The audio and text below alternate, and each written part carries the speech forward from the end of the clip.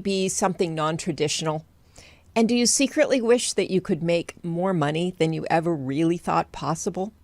Watch this episode of the Money and You Show and learn how. Your relationship with money matters. I'm Michelle Perkins, and this is the Money and You podcast, where I will be breaking down your relationship with money, offering tough love money tips, and a money dating plan that will focus on lifting the barriers to success to help pave the way for better money practices and increased wealth. It's time to take control to live a limit-free life. It starts today. Hello, and welcome to the Money and You Show. I'm Michelle Perkins, your host. We have such a great show for you today. We're going to get into several different areas. For you career changers, we're going to talk about moving into some non-traditional areas and really having all kinds of fulfillment and satisfaction and big money from that kind of thinking. And we're going to help the entrepreneurs in our audience with some really amazing digital marketing information and other things. And we're going to, of course, talk about money. And I'm going to bring our excellent guest on with this quick introduction. Stephen Mark Cahan has successfully helped grow 7 startup companies from early stage to going public or being sold, resulting in $5 billion in shareholder value. Stephen is the author of the Amazon bestseller, Be a Startup Superstar. Stephen's newest book is called High Velocity Digital Marketing. He lives in Texas with his wife, and I am very happy to have him here actually for a second time. Before we were doing the Money and You Show, we had the Limit Free Life Show, and Stephen was a guest there talking about his multi-dimensional career and success in working in startups and how you can do that. So we're going to get into that a little bit today, but you can go back to that show as well. I'll put it in the show notes and you can hear him again on a different show. So welcome, Stephen. I'm so happy that you've come back. It is very nice to be back with you, Michelle. Thank you. There is a lot to talk about in not long enough amount of time. So we're going to jump in. And I'd love it if you just start with kind of that. I love the story about what your parents told you would be a really good idea for you in terms of a career, and then where you took that. So if you could start there, I'd love that.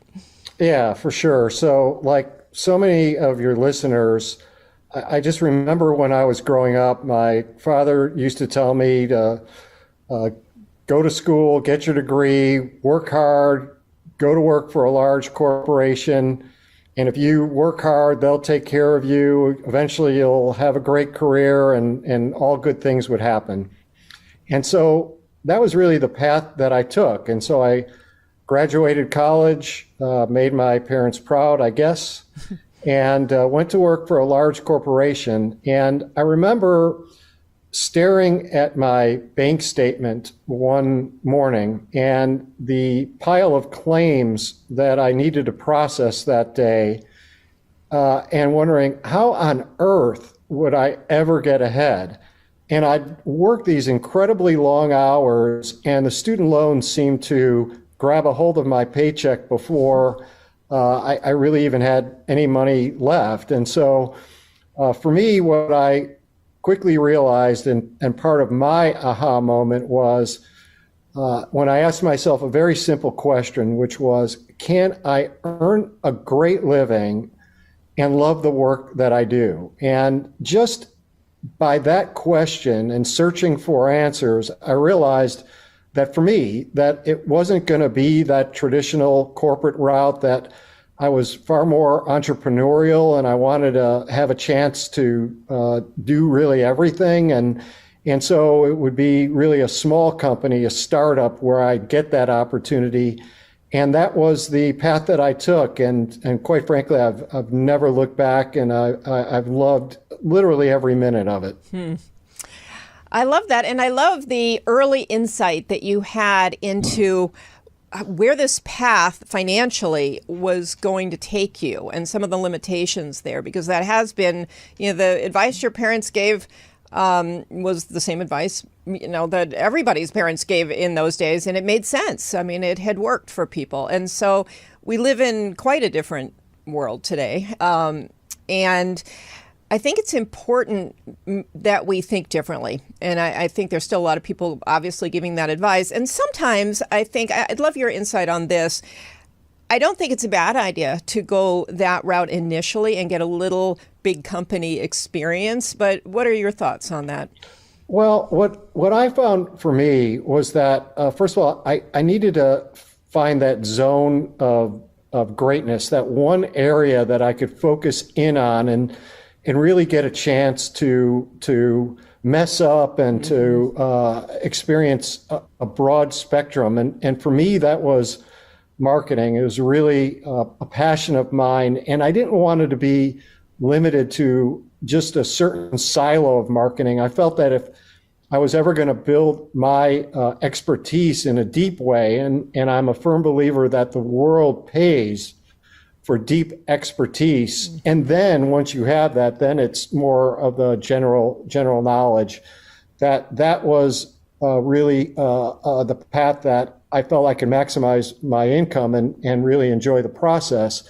But I think even more important is that what I've learned over many years is that it's a funny thing. It's like if you work for an organization and you get your base salary and some sort of bonus, it's really tough to get ahead, even if you do well and you continue to increase that base salary and that bonus, because it's you get married, you buy new cars, you go on vacations, and it's like you spend almost in accordance with that extra money that you make. And so I think one of the keys about startup companies is stock options.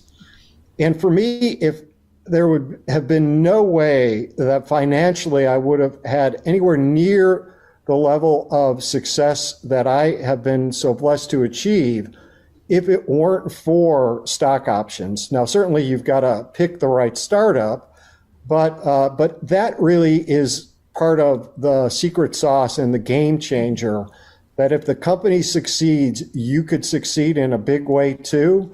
And that has really been largely responsible for changing the trajectory of the earnings that I've been blessed to achieve. Yeah, thank you. Very, very interesting. And so you had that moment where you decided to make a change.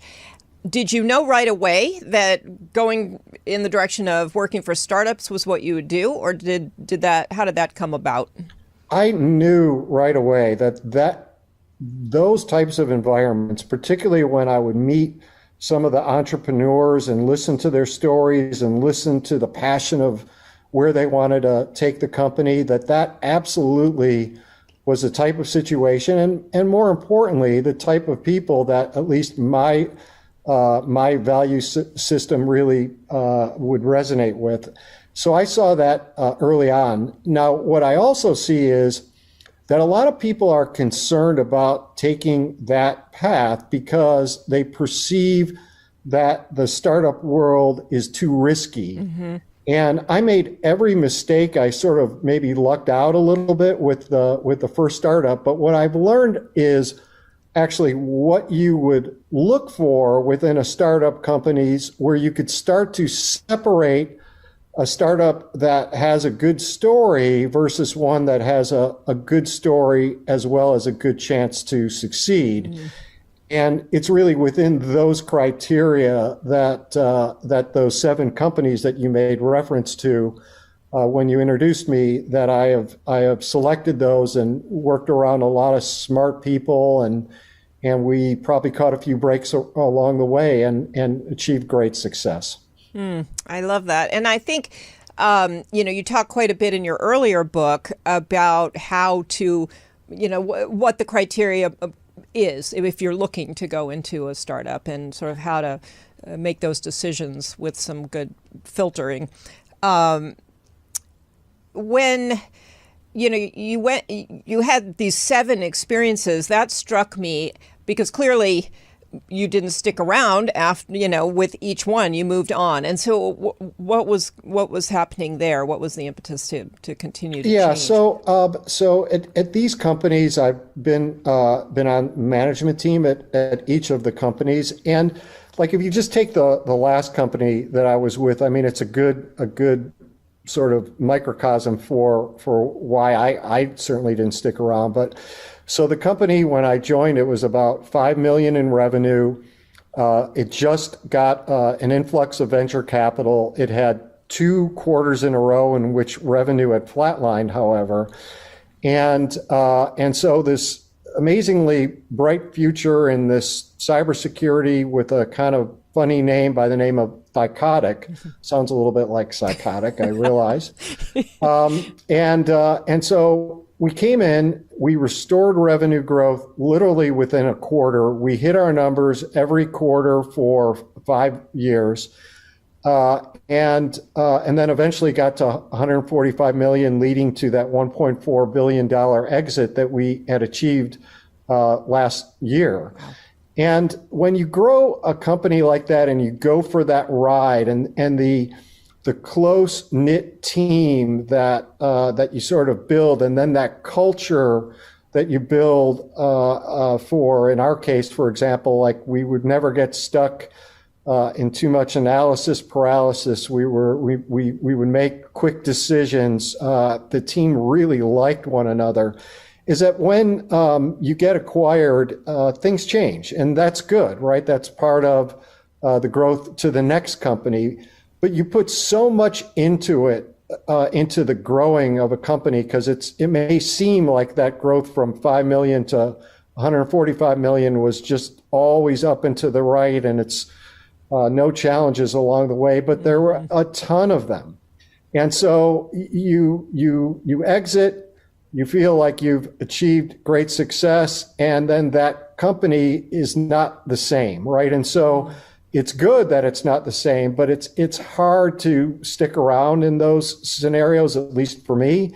And so then I start thinking typically, all right, well, what's the next great challenge to go grow a company and have the same type of outcome? So for me, I've rarely stayed on past a year, and when our company has been acquired. Very interesting. I find that interesting because I have a little of this in myself, and then I talk to clients who I'm coaching sometimes, and they have the same kind of feeling that something is very exciting when there's a team going for something and you want to reach that goal. Then you reach the goal, and all of a sudden you kind of feel done, like ready to move on to something new. And I don't know if that's, if they're just, if that's your personality, or you can identify that as a personality type. But yeah, I think that is more common than not. Okay. Yeah. And so, and it's why a lot of times when a company is being acquired, they'll build in retention into keeping the management team, because they know they might have been through this themselves, that is a natural reaction that executives in the previous, or other people in the previous company have. And so I think it's actually not a bad thing, because if you stick around long enough to make sure, as I always do, that the transitions are successful, because a lot of acquisitions, they look great in Excel, but then they don't work so well in the real world. And a lot of times the results are a little disappointing. And so I've not seen that in the scenarios that I've been in, because you had like a team stick around for a period of time, and then you realize it's time to move on. So I think it's not a bad thing at all, and I think it's natural. Yeah, I love that you're saying it's not a bad thing, because sometimes people do feel like there's something wrong with them because they want something, they go after it, they get it, and then they're just and then the new company needs to build its own identity, right? And so.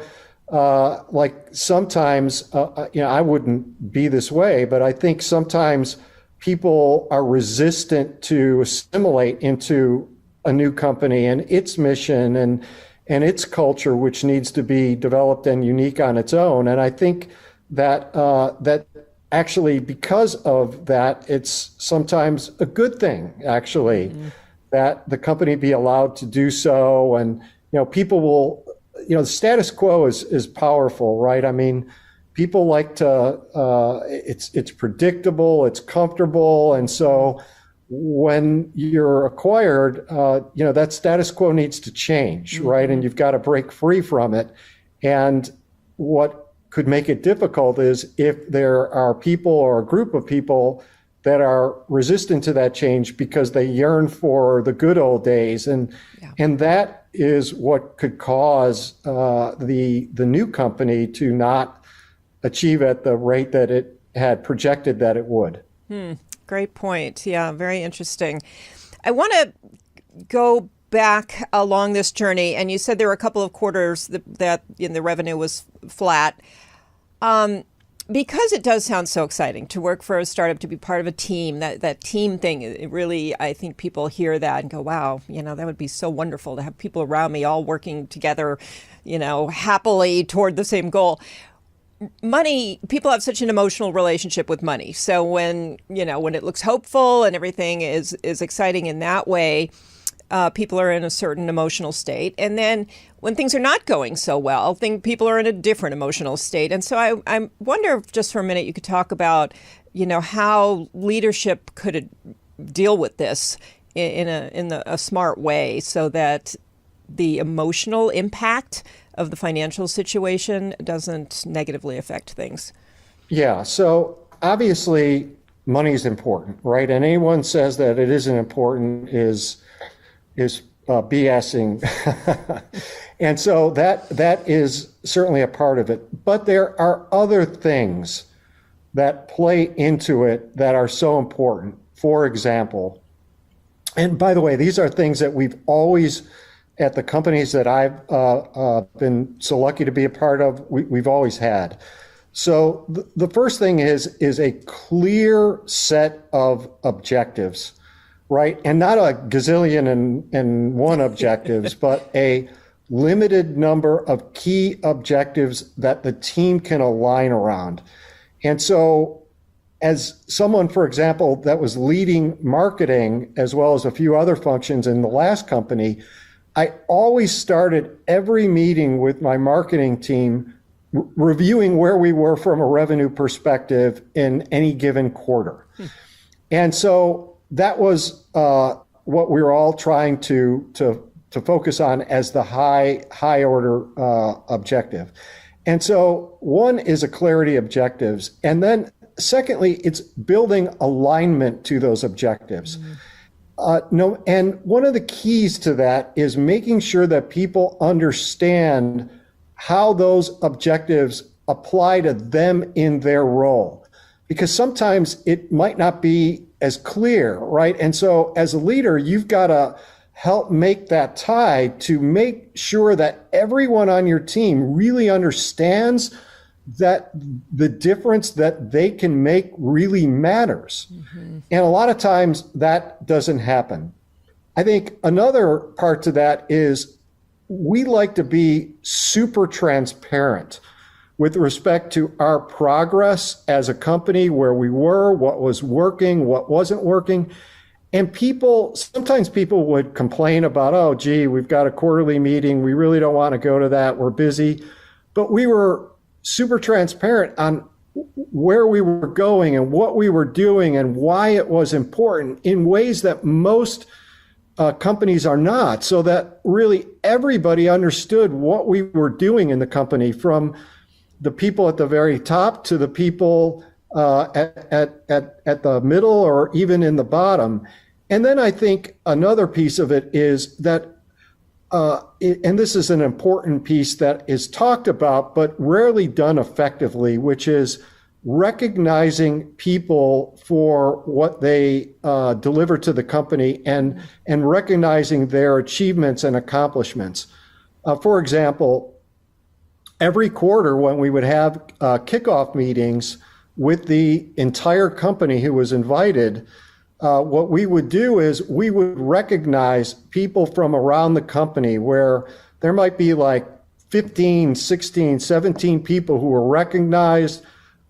We would tell a little story about what they did that was above and beyond and special. We gave them awards along with a financial bonus as a thank you. And so what we really try to do is make a point of making sure that like great effort was recognized.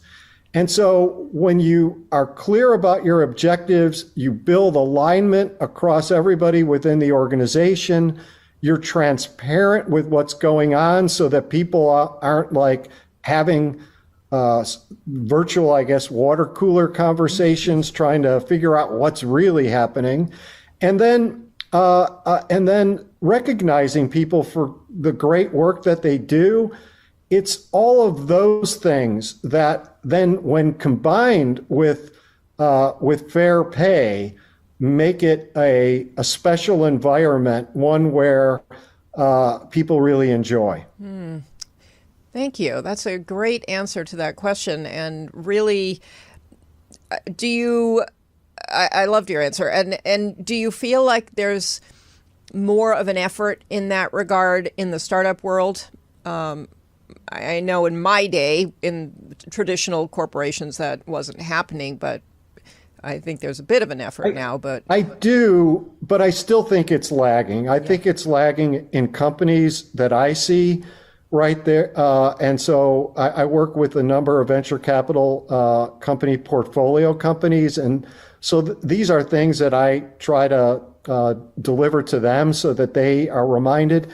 Most executives, the things that I just mentioned, none of which is rocket science, but it's really paying attention to those core fundamentals and actually doing them, which takes time, right? And so, and it takes effort and attention, but providing that attention, making that effort could make all the difference to having a special company, one where where retention is high and people love being there. Yeah, which is really what people are after now. That's fantastic. So let's talk a little about digital marketing. You are a marketing expert. You've recently written a new book on digital marketing, but what you were saying to me before we started the show, I thought was so interesting. And I think anybody who is an entrepreneur out there is going to be very interested in, which is the way people buy today and the differences in today's world. Yeah. And just starting with a few stats, right? So there was a recent McKinsey survey that said 83% of CEOs expect their marketing to drive most of their company's growth.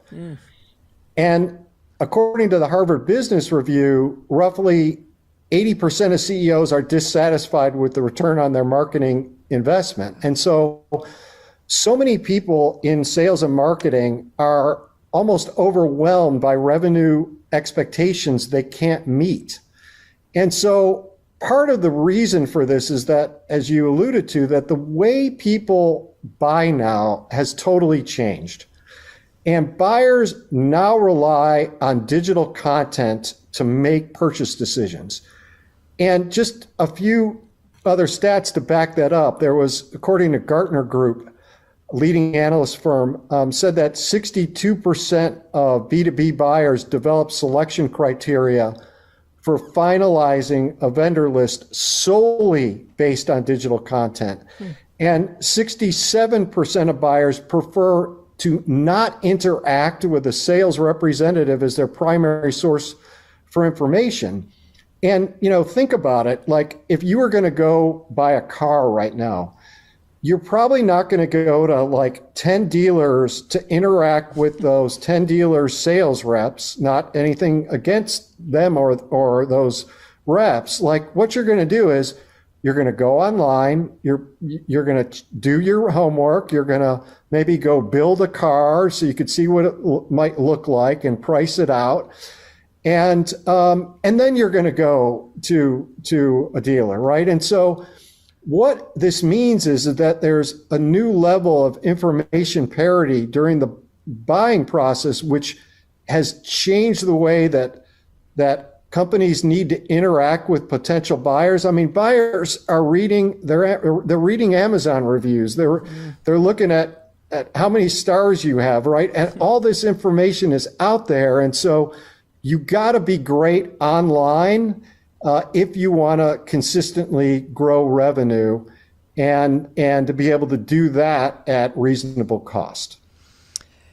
Yeah, and it's a big Wild West kind of place to be online. So how would you direct someone who's a little lost in that Right. space? And so it's the concept behind high velocity digital marketing is also like really simple. It's based on the faster you convert digital content based leads into paying customers, the more successful your business. And that time is money, and the single metric that reveals the most about time and money is velocity, but that velocity is overlooked and it's rarely managed, right? And so one of the keys for implementing high velocity digital marketing, like if you take the story of Thycotic, right? And so I'll just give you a couple of the keys, right? And so when I met with the founders and the management team when I joined, and this is when the company was 5 million, and I said, well, gee, tell me who your customers are. And then they said, well, Steve, we're a cybersecurity company. Our customers are CISOs, the chief information security officers, and so that's who we need to market to. And so I started to do my homework, and I started to interview customers and ask them very specific categories of questions. And what I found was that the customers weren't the chief information security officers. They were IT admins who are the techies living in the trenches who actually are responsible for security as well. So imagine just for a moment, if I was going to market based on the information that I was confidently told by the founders of this $5 million company, right? I would have been marketing in all the wrong places, and I would have been marketing in the wrong way. So for example, the chief information security officers, once I talk to them, they care about that their policies are being followed, that they care about things like regulatory compliance. They're going to read what the analysts have to say. But the IT admins, they're never going to read an analyst report. They care about what their peers say. They really care about super ease of use and just things that would deliver immediate time to value. And there's certain places where they hang out online digitally. And then for our solution, we were focused on a solution that was all about what's known as privileged password security, which is to say that every part of an organization's infrastructure, operating systems, databases, applications has a password. And if you ask those IT admins, because they were responsible for complex infrastructures, how many privileged passwords would you have, right? And I asked them, and 100% of them had no idea. Right. So you can't manage or secure what you don't even know that you have. So like that then spurred on for me the idea for a free tool, which was a tool that would go discover the passwords that they actually had, present it to them in a beautiful report, explain to them the risks that they have, all automated, so it didn't require people. We gave them a grade like university, A through F, right? And so like that piece of content was in huge demand. And we generated a ton of leads focused on our correct buyer, right? That's an example of, just super simply put, of having a strategy that enabled a highly focused digital marketing approach based on a coveted piece of content that, think about in your own lives. If you go online, how often do you give up your name, email address, phone number, et cetera, et cetera? If you're like me, the answer is like almost never, right? I don't want to be hounded. And so you have to have content that's so compelling that captures people's imagination, your buyer's imagination and their attention, so that they're actually willing to give up that personal information which is a sales lead, which then starts the whole process and enables you to grow revenue efficiently. Wow, that is very interesting. And I know for all the business owners out there, they're struggling to figure out what type of content. And I just know from personal experience, me as, the head of my own company, I would give myself a very low grade for being able to understand what that piece of content is. I'll tell you how I did it.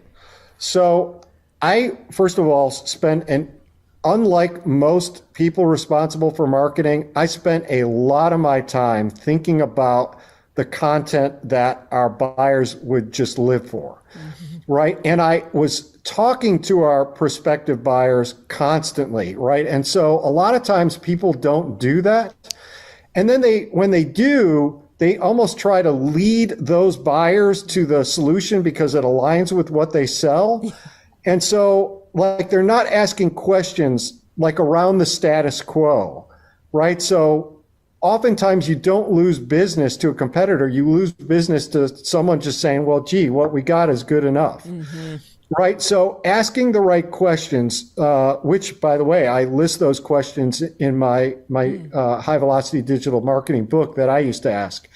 And so it's asking those questions and then really spending enough time to then think about, all right, what would it be? Like people, for example, when they would get these free tools that we would offer where they would get grades, they'd love it. And then also, they always wanted to know how they compare to their peer group. And because we were collecting information that nobody else in the world had, and we would get people to put in their industry, their geography, the size of company, we were able to then send a report the very next day, which got people into the habit of opening up our emails of how they compared to their industry peers. And all this was built automatically, right? And people love that stuff. But then the other thing that I did was I regularly met twice a year with the best and brightest in our company, whether they were in R&D or sales engineering or professional services. And I gave them links to great free tools or great content.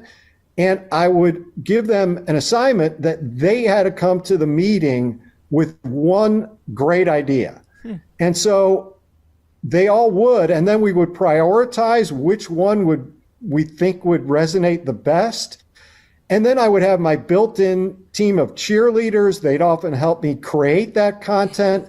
And so I never had a shortage because of the time that I spent and who it is that I got involved to help me to figure it all out. And that's how we had just more content ideas than we could ever actually act on.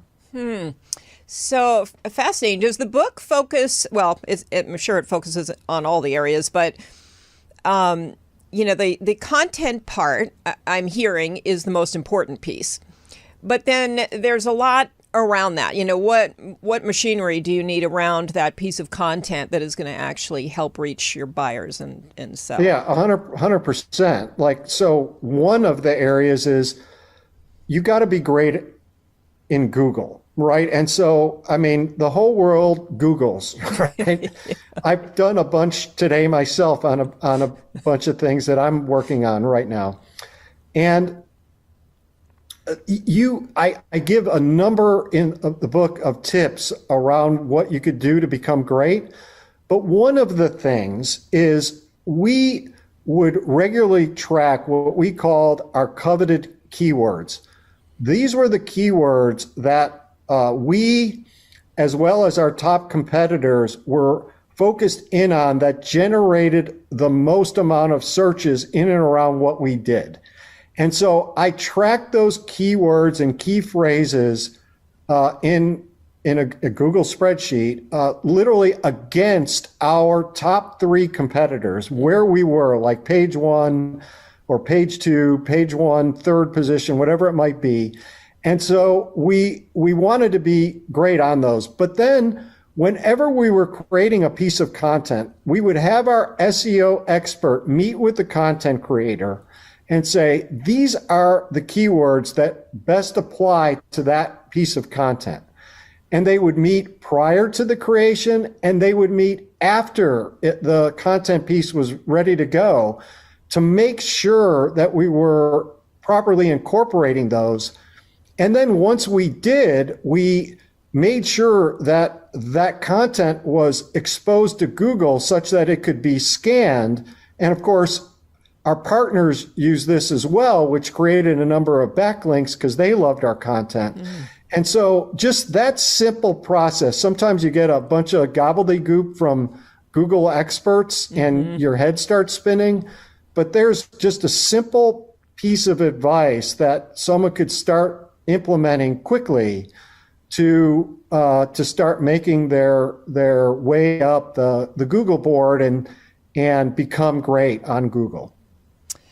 Yeah, that is so interesting. And I love that you brought up the SEO expert, because I think a lot of marketing teams are good at the content creation and a lot of aspects of this. But what I've found is that website developers and other marketing folks don't always understand SEO, and will need you to have an SEO expert in addition to 100%. And then you got to be great about being where your buyers hang out online. So like a great example of this is we wanted to launch a cybersecurity podcast, and we had a guy who was great, right? And so, but what I didn't want to do was to launch another cybersecurity podcast that nobody was going to listen to, that it would take us forever and a day to go build up the type of listenership that we wanted.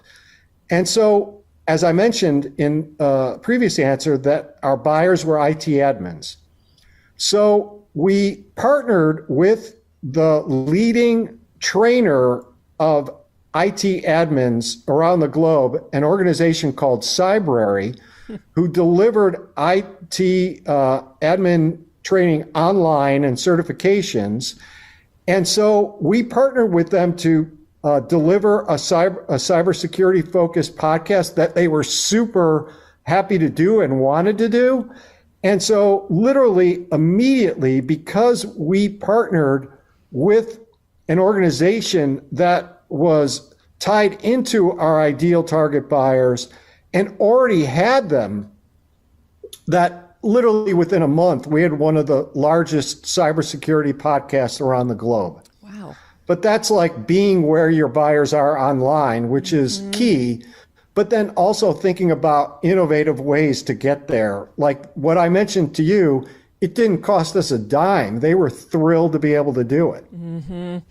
Yeah, that's brilliant. So was it in part your expertise in digital marketing that ended up, being part of how you grew the last company so much, or where did all of this? For sure. Right. So we went through the teeth of COVID, right? And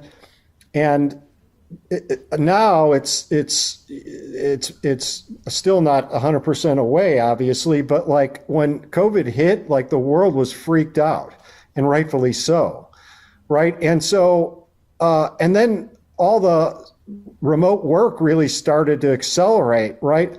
And so a lot of the traditional ways of marketing, the face-to-face events, the sales reps going to go meet with a company at their corporate headquarters, like there wasn't any of that. Yeah. But we didn't skip a beat because our marketing was totally focused on connecting with our buyers digitally to begin with, right? And so, so this in large part enabled us to accelerate revenue growth, to hit our numbers every quarter. And again, an important component is to do so at reasonable cost. Mm-hmm. Yeah, fantastic. That is a lot of really great information. I think it's just, the starting point. And I really encourage people to read your book, because it is a very confusing world out there with respect to digital marketing. And it is. It's confusing. And then there's like there's so much theoretical stuff that you hear where again, it's like, it sounds nice, but then you're reading stuff or getting trained and you're like, okay, what do I do? Right? And what people want and should expect and deserve is, okay, what do you do? Right? And so that's really what this book is about, because that sort of is how I am, right? And so that's what people would get should they choose to read the book. Well, I love that, and I'll be sure to put the link in the show notes. And thank you so much for all that information. It's really interesting, and I think a point of challenge for any business owner right now. And it's the path to cash. I mean, it really is something that will boost your revenue and make a huge difference for you if you know how to do it and you actually execute on that. So I did want to bring up before we part ways, you've had this wonderful career with a lot of fulfillment and, learning and financial gain. And you really have kind of embodied a really wonderful career development process. And now you're doing some different things. And this is part of the whole, limit-free life concept, is that you get to move out of, your normal pathways and do different things that you might have always wanted to do. And especially given the financial situation that you've been able to build, you're able to really take advantage of some great opportunities. So can you just tell us a couple of the interesting things that you have going on now?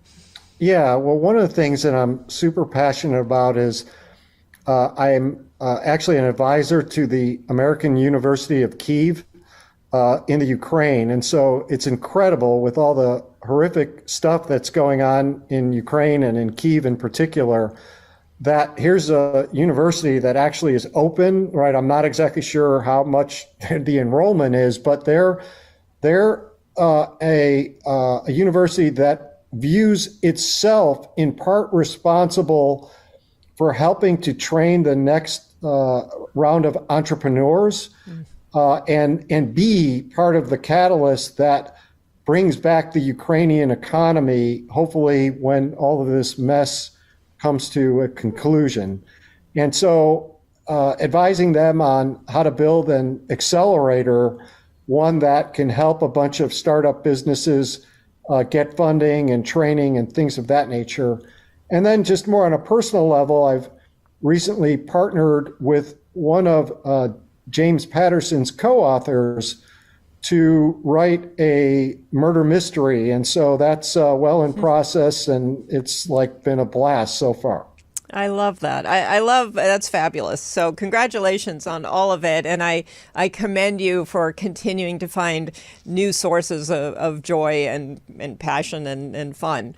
So that's really what it's about. And you're a good example of that. So thank you. Yeah, I completely agree.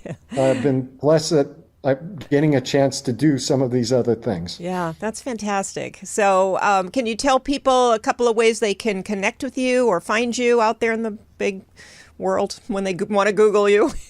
Sure. So you could find me at my website, which is beastartupsuperstar.com. But also I respond very often to when folks messenger me on LinkedIn as well, right? And so either way is totally cool. Wonderful. Thank you. Well, thank you again for joining me here. And it's been a pleasure. And I look forward to reading your book and continuing to follow and see what you're up to next. Hopefully we'll have you back in another year or two. Yeah, that would be great. Okay. Thank you. And audience, thank you for being here with us on the Money and You Show. We are going to show up on ubngo.com at 7 o'clock on Mondays. And then from there, you can find us on all the podcast platforms that you might listen to or watch. You can also find us on the Limit Free Life YouTube channel and Facebook page, and now Roku, which is super fun. So thank you for being here. I hope you picked up a lot of great information today, and I really do hope that you will take a look at the High Velocity Digital Marketing book. I think for any business owners, this can be very, very helpful. And for you career changers, I hope you paid attention to some of the interesting ideas around working for startups. And love to talk to you more about any of that. Feel free to reach out to me, Michelle, at limitfreelife.com. And you can, of course, go to the limitfreelife.com website and pick up some free resources and some additional great information. So thanks so much. We'll see you next week.